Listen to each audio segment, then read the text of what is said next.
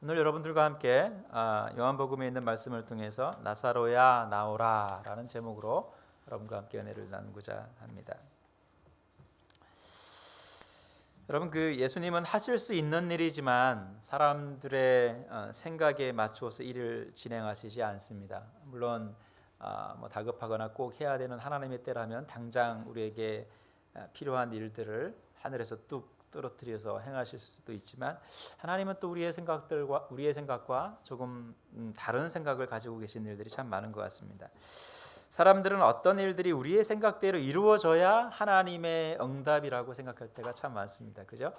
내가 이렇게 해서 이런 응답을 하나님께서 해 주셔야 하나님의 응답이라고 생각을 합니다. 우리 생각에는 하나님의 응답이 이렇게 이루어져야 하는데 하나님은 응답하시지 않으시듯한 어떤 그런 반응을 보일 때가 상당히 많습니다. 내가 이렇게 많이 기도했고 또 바라고 원하고 소망하는데 하나님 왜 들어주시지 않을까? 다급하고 발등에 불이 떨어졌다고 해도 어쨌든 하나님께서 요지부동으로 움직이시지 않는 어떤 그런 모습을 우리가 좀 바라볼 때가 많습니다. 그러나 이런 것들이 하나님께서 일을 하시지 않는 일들이 아니지 않습니까? 우리의 기도를 듣고 계시지 않는 것이 아니지 않습니까? 그죠? 우리에겐 믿음이 없어서가 아닙니다. 믿음은 있는데 내 뜻대로 이루어지는 믿음을 우리는 바라고 원하고 있기 때문에 그렇습니다. 그러나 전혀 다른 응답을 주실 때는 하나님의 응답이라고 생각하지 않습니다.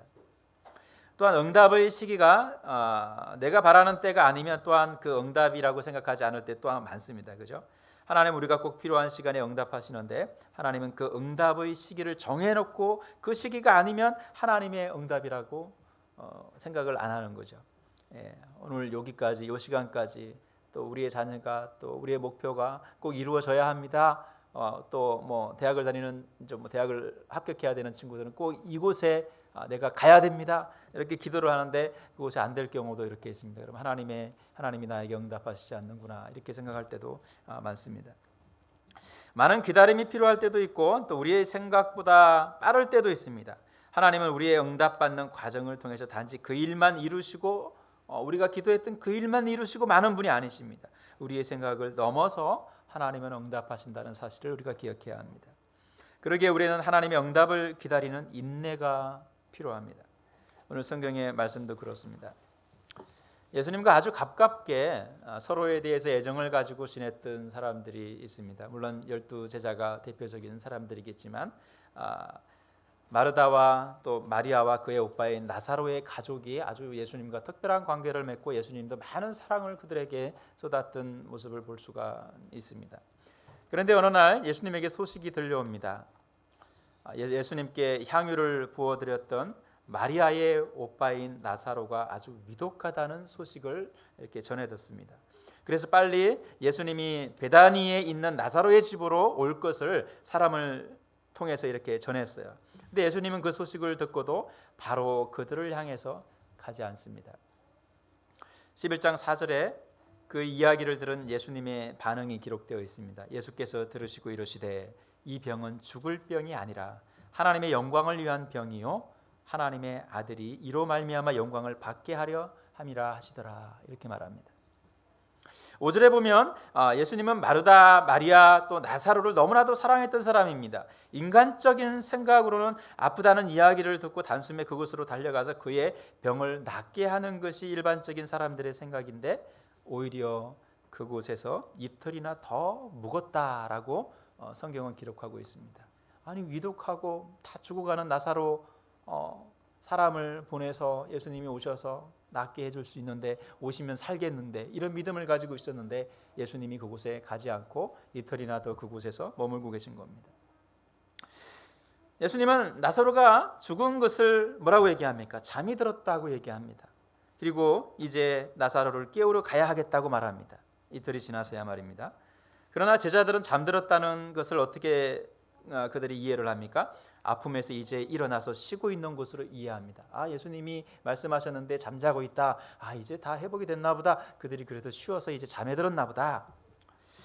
이제 곧 나을 것이라는 생각을 했습니다. 그러나 예수님은 잠들었다고 한 말이 원래 어떤 의미였습니까? 이제 죽었다, 나사로가 죽었다라는 이야기였죠.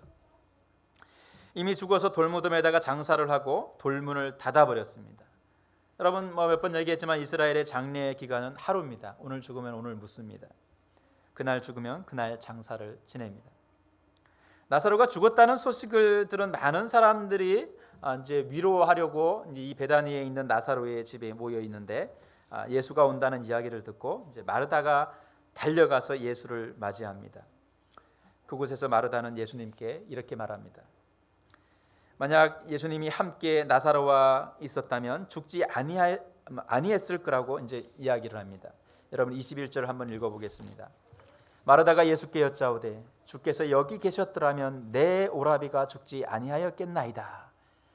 마르다는 이렇게 이제 죽은 오빠에 대해서 더 이상 낫게 할 이유도 없잖아요. 죽었으니까, 그죠? 마르다는 이렇게 체념했고 단지 예수님께서 그래도 뭔가 우리 가족을 위해서 아니면 나사로를 위해서 기도라도 해주시지 않을까 하는 이런 바람이 있지 않았을까 하는 생각을 해봅니다. 그러나 예수님은 마르다에게 말합니다. 23절에 내 오라비가 다시 살아나리라 이렇게 얘기합니다.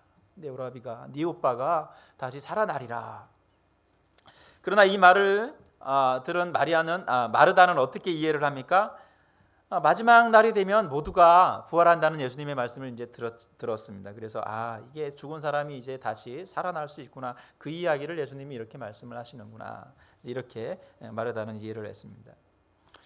예수님의 의도하는 말씀을 제자들도 자신들의 입장으로 이야기하고 마르다도 마찬가지로 자신이 이해한 부분을 말하고 있음을 알 수 있습니다. 제자들에게 뭐라고 그랬어요? 그가 잔다 했을 때 그때 죽음을 얘기했는데 또 자신들의 생각으로 그냥 이제 살아날 거다라고 제자들도 생각을 했고 마르다도 역시 마찬가지입니다. 그죠?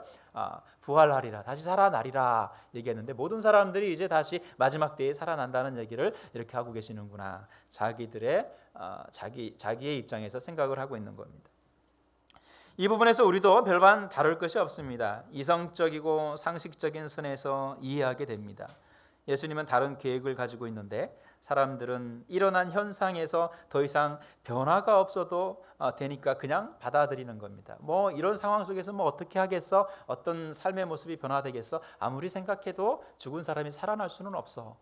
이런 생각을 했겠죠. 예수님은 마리아를 찾습니다. 마리아도 역시 예수님 앞에 와서 마르다와 같은 이야기를 합니다. 예수님이 이곳에 나사로와 함께 있었다면 죽지 아니하였을 것이라는 말을 합니다. 예수님은 이 마리아의 말을 듣고 마음의 슬픔을 참지 못합니다. 인간으로 오신 예수님의 감정이 그대로 드러납니다. 마리아가 슬퍼서 울고 또 주변에 있는 사람들이 함께 슬퍼하며 있을 때 뭐라고 얘기합니까? 심령의 비통이 여기시고 불쌍히 여겼다. 예수님은 이렇게 말합니다. 그 슬픔이 얼마나 깊었는지 그는 눈물을 흘렸습니다. 예수님이 눈물을 흘렸다고 이 본문에 기록하고 있습니다. 35절에 예수께서 눈물을 흘리시더라라고 말씀합니다. 여러분 예수님이 성전을 뒤엎으시는 모습을 여러분 보셨지 않습니까? 그죠? 또 바리새인들과 제사장들 앞에서 그렇게 당당하시던 예수님이 마리아의 그 슬픔 앞에서 함께 눈물을 흘리는 모습을 보면서 정말로 우리의 마음과 감정을 모두 아시고 함께 슬퍼하고 아파하시는 분이 바로 예수님이라는 사실을 우리가 한번 이 이야기를 통해서 알 수가 있습니다. 여러분의 고통과 슬픔, 또 아픔과 절망, 답답함과 막연함들이 혼자만의 외로움이 아닙니다. 예수님도 우리의 마음과 같이 그렇게 아파하고 있다는 사실을 우리는 기억해야 합니다. 우리를 바라보시며 불쌍히 여기시는 예수님의 마음을 우리가 이 본문에서 예수님의 감정을 통해서 느낄 수가 있습니다. 이것은 지금 우리에게도 아마 동일하게도 열려져 있을 것입니다. 여러분의 아픔과 고통을 주님은 충분히 아시고 함께 아파하시며 우리의 손을 잡아주신다는 사실을 기억하시기 바랍니다. 그러나 이런 모습에서도 비웃고 딴지를 거는 사람들이 있습니다.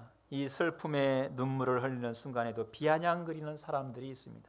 37절에 보시면 그 중 어떤 이는 말하되 맹인의 눈을 뜨게 한 이 사람이 그 사람은 죽지 않게 할 수 없더냐 하더라 이렇게 말합니다.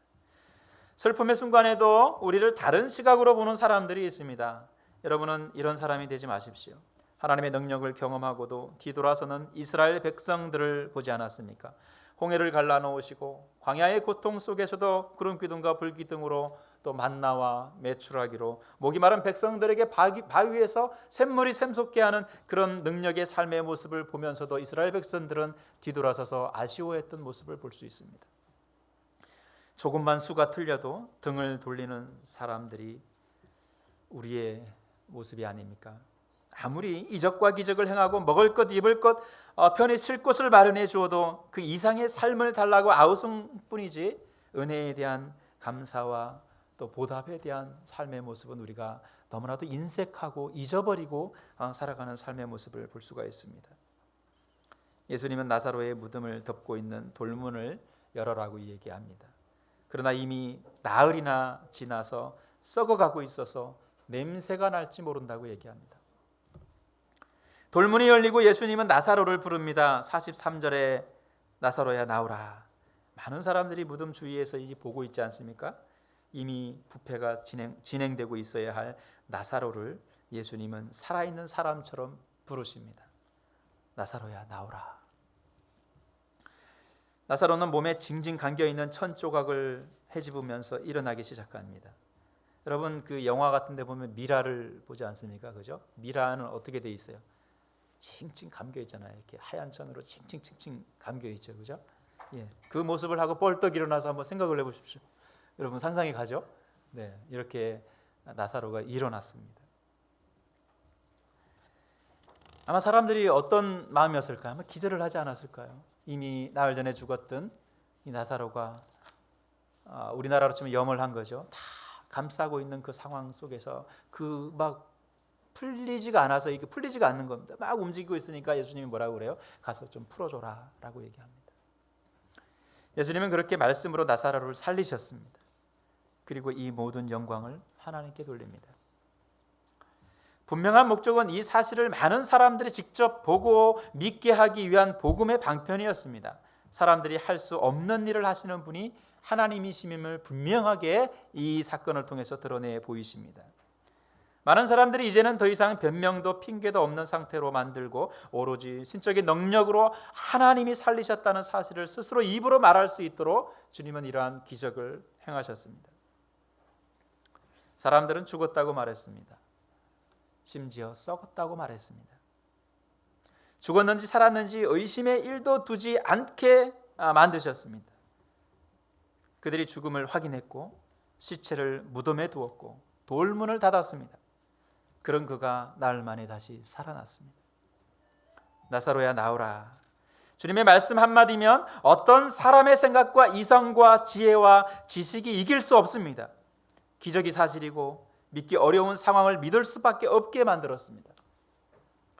그 일로 하나님께 영광을 돌릴 수밖에 없도록 계획을 세우시고 하나님의 뜻을 이루십니다. 40절에 예수께서 이르시되 내 말을 네가 믿으면 하나님의 영광을 보리라고 말합니다. 우리의 믿음은 하나님의 영광이 드러나는 일들을 경험하게 될 것입니다. 나사로가 다시 살아나는 모습을 통해서 예수의 부활도 암시했을 것입니다. 42절 마지막에 아버지께서 나를 보내신 것을 그들로 믿게 하려 함이라 라고 말씀하시는 모습을 볼 수가 있습니다. 십자가 밑에서 수많은 사람들도 예수의 죽음을 목격했습니다. 모든 사람이 나사로의 죽음을 슬퍼했던 것처럼 예수의 죽음도 두려움과 슬픔과 좌절에 휩싸였습니다.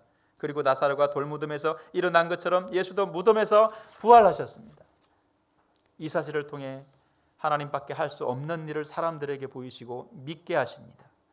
우리에게 확실한 역사적 증거가 있음에도 많은 증인들이 증언을 하는데도 우리는 예수의 죽음과 부활에 대해서 무감각합니다. 어찌 보면